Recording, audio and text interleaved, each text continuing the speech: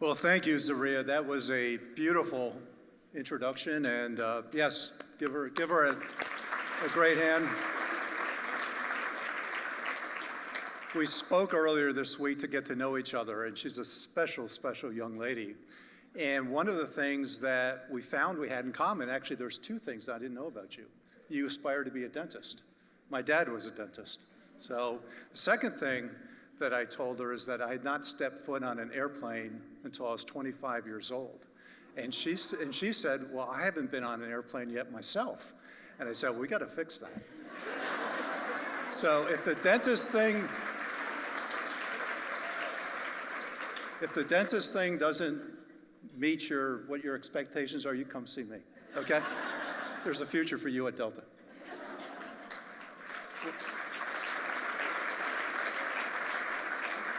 Well, I want to thank Junior Achievement for this wonderful honor, as well as the Atlanta Business Chronicle. The board of JA, John Hancock, David Rubinger, thank you. It's really an incredible honor. When I looked through the names, as I did, of the past inductees, the laureates, a number of whom are here tonight, it really is a who's who of this community over the last 75 years. And to think that I'm now included in this group, it's really a very, very humbling honor, and to be able to do it alongside my good friend Kathy Waller, it just makes it all that much more special. Kathy and I are together on the board of Delta, and we love the chance that we have for many, many years to be together. So we'll be together as laureates together in this special class.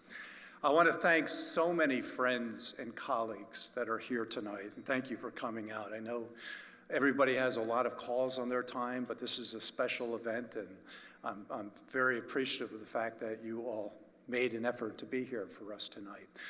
There are three very special laureates, though, that I want to provide a special thanks to. And these are, interestingly, and it wasn't planned this way, but these are three laureates that are sitting at my table tonight.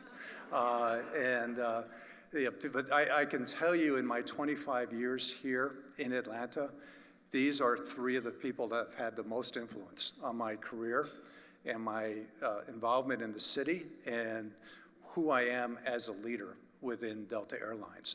First, Ambassador Andy Young and his beautiful wife, Carolyn. Thank you, Andy.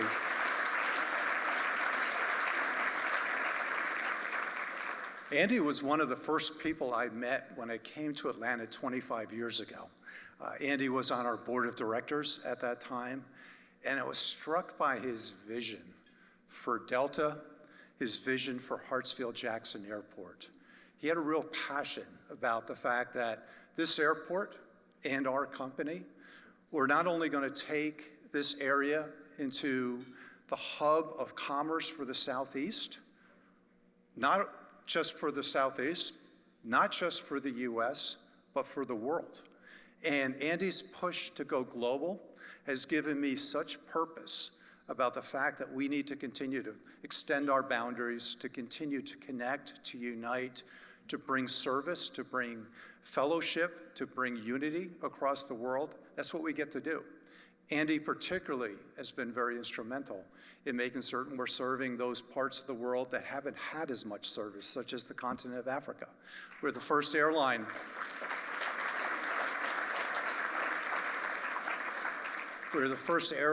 to go direct to Africa, and we are the largest airline serving the U.S. to Africa, and will continue to stay and grow that amazing continent and those opportunities. So Andy, Carolyn, thank you for being here tonight. Yes, give Andy and Carolyn a thanks. I also want to thank our mayor, Mayor Shirley Franklin, for being here with me tonight. Shirley had the honor of being the mayor in the city when Delta went through some of its worst times. A bankruptcy that was after 9/11, financial crisis, just one challenge after another in the last decade. And while the pandemic was a whole nother category, many of those were self-inflicted. So she had reason to be angry at us at times, and we didn't, as I always told people, we didn't go bankrupt by doing a whole lot of things smart. I mean, you got to screw up and you got to own it and you got to fix it. And I've had the opportunity to get in and do just that. But Shirley's been a marvelous leader for us, and she was a marvelous mayor. And she was the woman that when we hit the skids in bankruptcy, she stood by us and said, I'm not going to let you guys go away. We're going to make this work. When U.S. Air came over and tried to take us over in 2006, she said, we're not doing that. We're keeping Delta, our Delta. We're not letting this airline go away. And she's the woman. She learned from Maynard Jackson. She learned from Andy Young about the importance of Hartsfield-Jackson and the power of that airport and the value it brings to our community in so many ways. And so, Shirley, thank you for being here. Shirley then joined our board after some period of time after she was mayor.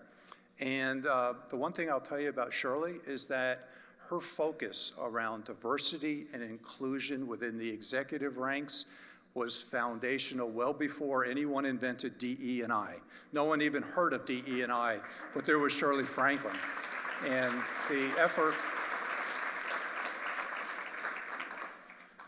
effort that she made to ensure that we were an equitable organization continuing to push into new areas and new talents and new opportunities, it continues to this day. And Shirley, you're at the center of it, because I know when you joined our board, we weren't that way, and I can tell you we got a lot of work to do still, but we're on our path, and thank you for that. And the third laureate I want to thank for being here tonight is my dear friend and chairman of Delta Airlines, Frank Blake, and his beautiful wife, Liz. Thank you, Frank and Liz, for being here tonight. Frank has been my chairman, our chairman, during the entire tenure of Delta as the CEO, which has now been 7 years. It's hard to believe. I mean, crazy how time flies. But I can tell you, Frank has been much more than a chairman. He's been a mentor. He's been a friend. He's been a partner. He was the person that walked with me every day through 3 years of the pandemic. He was incredible. He would listen to me.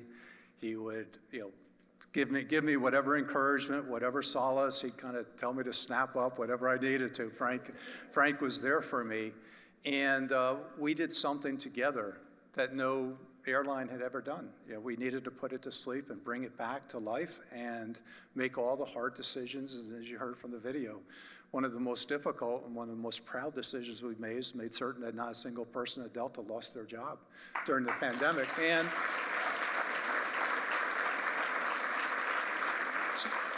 And today, we're actually larger in number of employees than we were back in 2019. And this year, we're going to bust through our revenue records from that period of time. So it was Frank that was there when the pandemic first hit. I'll never forget, we had breakfast in March of 2020. And Frank shared with me, we had no idea what we were in for. Thank God we didn't, because it was the craziest of times. But Frank told me that this is going to show the character of our airline, and that it's not in crisis that character gets developed. It's in crisis that character gets revealed.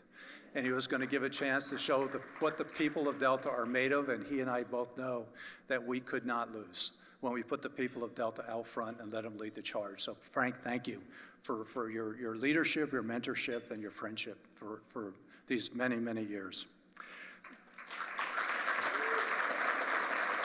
I also want to thank the love of my life, my partner in crime, Deborah Stan. Deborah, thank you for being here and putting up with me. And I love what Andy said. I got a lot of love in my heart, but I got a lot of crazy in my heart too. So I'm always on some crazy adventure, and she's right there beside me. So thank you, dear, for doing that.